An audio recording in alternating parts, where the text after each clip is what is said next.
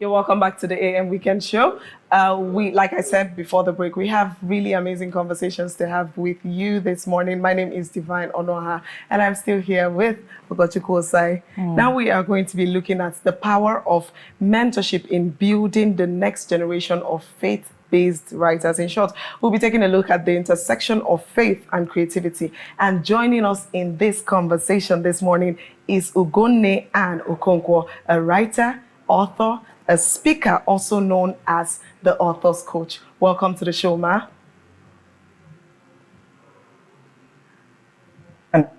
Here. Thank you. You're welcome. You look very beautiful, by the way. Beautiful. Thank you. Thank you. Thank you. Thank you. Oh, I didn't mention. I'm excited. I didn't mention we are connecting to her all the way from China. How is China this morning? Yeah. Well, it's evening here right now. China great. is great. It's very cold because I live in the north and it's winter now. Okay. But it's amazing. It's great right now. All right, I'd like you to share a bit of your journey with us. What inspired you into becoming a faith-based writer? Okay, so as you mentioned, my name is Ugonne Ann Okonkwo. I about 2 years ago, 2 to 3 years ago, I started on this journey of writing because I had this conviction at some point in my life to partner with God to write a book. So at first, it was just an idea that I have always had, but I thought it was something that I was going to do at maybe sometime later in my life when I'm older and wiser. But I just got to this point where it was 2020. I had my first child, my first son, Zite, and then we were in COVID. And this idea just continued to bubble up inside my heart that I could do this. I was already blocked time, but the thoughts kept coming. I decided to pursue it by, first of all, I knew that I needed help because what do I know about writing books? I mean, blogging is very different from becoming an author. But I started to check online and I found this coach that was helping people write their own books. And the surprising thing is that the moment I got it, it was a Facebook group that they had. So I got into this Facebook group, and then I started to see the conversations happening in the group. Okay. And lo and behold, I saw the idea that I had for the first book that I ever wanted to write. I saw the book. The coach in there was announcing that someone had finished writing her book and she's launching it. And then I literally saw my book. Wow. The name of the book, except that it wasn't my name that was the author. Are you serious? It just really, the thing just really hit me like, oh my goodness, ideas come, and it's not just, I'm not the only custodian of an idea. There are many people that are receiving ideas at the time. It just depends on the person that says yes and goes into execution. Execution, mode. exactly. And that was all the ginger I needed to just get onto the idea that I now had at the time. I was thinking about writing a book around my motherhood journey and how motherhood had changed my life. And so I just paid the coach and got into work. And that was how I finished writing the book in 2020 and launched it in 2021. Wow, so beautiful. So writing was not your thing initially, right? I've always been someone that just scribbled. I like journaling. I keep journals. I've always been someone that just scribbled things here and there. I used to have a blog at the time, but never have I thought about a book. Like, I mean, book is when you think about a book, you think about on a different level. Big people. Yeah, yes, exactly. It's a different level. So I never really thought about writing a book until I started having certain experiences that gave me the conviction to go ahead and start writing my book. Okay, so you emphasize so much on partnering with God to write a book. And I am very Yeah. sure that not everybody that understands that terminology. So can you explain how it works for you? Okay, so for me, what I believe that every human being, each and every one of us have a unique destiny and a unique purpose in God. And it only takes you going on that journey of listening in and trying to understand. See, it's not everyone that has the desire to write. Everyone has different things that God has ordained for them to be and become. So for the ones that have always had this thought, or maybe it's even a thought that they just started to nurse recently, is desires are whispers from eternity about who you're supposed to become. That's what I believe. And so, but anybody can, what I believe now is that anybody can come into that place of partnership in terms of just saying, okay, if I have this idea, first of all, believing that I can do it, that I am the woman or the man for the job. There is something that God wants to do with me. First of all, having that mindset, and then saying yes. When you say yes, you have to now create room in your life. Partnering with God is just simply catching a vision for your today and saying, okay, let's do this. And what is vision? Vision is basically God's thoughts about your future captured today in your heart. So it's a conversation around vision. It's a conversation about creating room in your life to hear the person that has fashioned you the way you are, have made you, have orchestrated your journey up until this point, and then creating that room so that you can conceive the idea, then produce it, and then present it to the world. Executed. All That's right. pretty much all right, Miss Anne. Now we are going to be, I'm going to pick something from what you said initially. You said that when you got Okay. to that group, before I ask you the main question I want to ask you, I'm just curious. You said when you got into that Facebook group, you saw someone who had the exact book you wanted to write, the exact title, Yes. and probably the exact concept. How did that make you feel? And how did you go about executing your own plan the way you wanted to? Oh, how that made me feel, my goodness. There was a degree of fear and awe that came into my mind and made me realize that, see, life is happening. There is actually time. When things come into, there is a time frame for ideas. There's a time frame for the things that God wants to do with me. And it just really gave me a hunger to get into anything that I need to get done. And even though I didn't know what I needed, because I have had this idea I think the first time the idea came was in 2019, but I just stalled on it and I wasn't sure and I was just dilly-dallying with it until that happened. And I knew that I needed help. I didn't know where to start from, how to go about it. How do you even write a book? And so I started to seek for the help. And it's in seeking for help that made me come into that group. And even though it cost me a little bit because it was a coaching program, because of that experience, I was ready to do anything because I'm a believer, I'm a Christian, and I have this strong conviction that I don't want to really fail. I don't want to, at the end of the day, come before the Lord that I have regrets about the things that He has destined for me to do, and I didn't do them because of what? Laziness or incompetence or what? So I just really paid and just started getting the job done. All right. So I'm guessing you went ahead to name your book the same name, or did you change it? Actually, the title of my book, as at the time that I started writing it, was in my head was Motherhood, the Game Changer. But it was now when I started writing. So I thought I was writing a book about motherhood, only about my motherhood experiences. But when I now started writing, the things started opening up.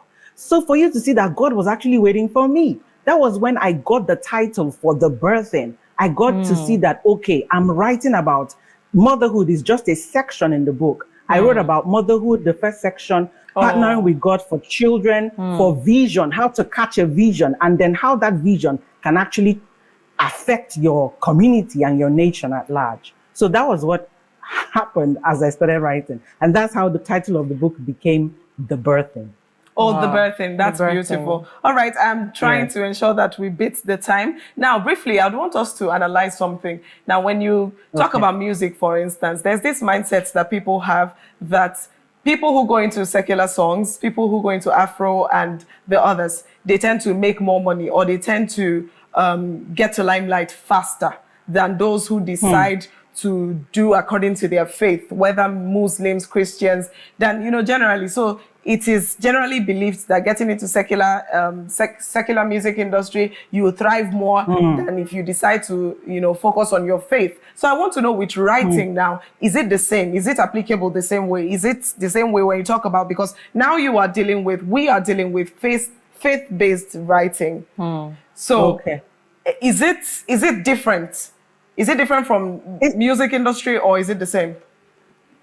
Actually, from my own perspective and the way that I say it, writing, when I say faith-based writing, I'm not just speaking to only Christian books, for example, because God, in his infinite wisdom he's the one that created the world. He's actually interested in everything. He's interested in arts, entertainment, music, fashion, education. He's interested in every single aspect of our lives. So what we're writing is about his perfect plan for the sectors, the industries, the communities, the families, the problems that we are facing. And we can take his ideas, capture his ideas and put it into a book and then present it to the world. So it's not even just about church language or religious books.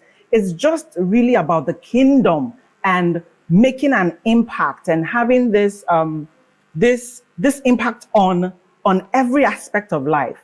So for us, actually, you need the skill. See, whatever the secular people, for example, are writing, you still need certain skills and certain things that is just required for you to be able to write that book. Okay. You need discipline. You need the ability to market when the book goes out. So the thing there's pragmatic and then there is the spiritual aspect of it. The only difference is that you are sure that you are doing the mind of God, and he can take your little, because for some of us, we don't even have all the experience, but he can pour wisdom, and then you can access his wisdom, and then you can put that wisdom plus your experience and just practical skills and bring out this beautiful resource that can be useful in the lives of so many people. So that's, for me, that's actually how I see it. Okay. Wow, So that means they thrive too. It's not like Yes. secular books only thrive and these ones don't. No. Okay, great. No. Everyone driving. Ogochukwu, you have So something. I want to ask about mentorship. So mentoring from the lady you joined her group chat helped you to be able to now understand your purpose and write your book. And you're also in that path of mentoring other faith-based writers. So what are you doing differently, and how are you helping them discover their own purpose? Okay, so for me, I'm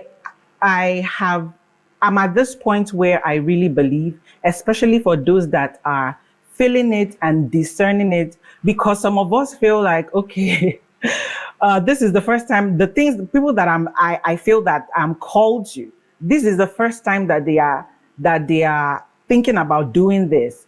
And there is if you want to do something excellent, see, partnering with God and catching a vision is very synonymous to carrying a child and birthing a child. And if you're going to have children, you need midwives. Most of the time, you need midwives so that you can carry that baby to full term. And you are not stressed out. You are not, the thing is not, so that you are excellent and successful at that thing. It's the same posture that a coach or a mentor is actually is the same thing. They are helping you. They are like your midwives, based off of their own experiences, based off of their own investments and their own learning. They are going to help you take that idea from just something that is an idea, a fetus. It's just an idea in your heart, and then they walk with you on that journey to make sure that that idea comes to life and it's excellently presented to the world. That's what a coach and a mentor does, pretty much. All right, thank you so much. I have a final question for you. Unfortunately, I mean, we have a lot to ask. I have a lot, and I'm sure Ogochukwu has a lot, but because of time, we don't have so much time to really dwell and deep dive into this. But I'll just ask you this very final question.